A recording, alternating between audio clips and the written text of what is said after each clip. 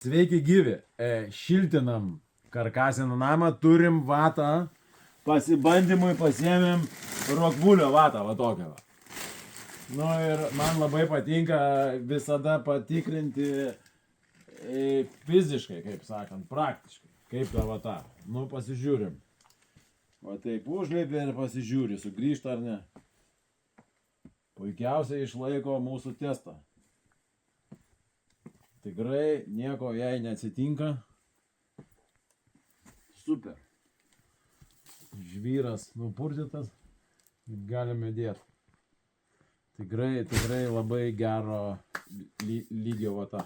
Jeigu turit kažkas klausimų apie apšiltinimą, kaip vatą montuot, kaip ką, rašykit komentaruose, padiskutuosim.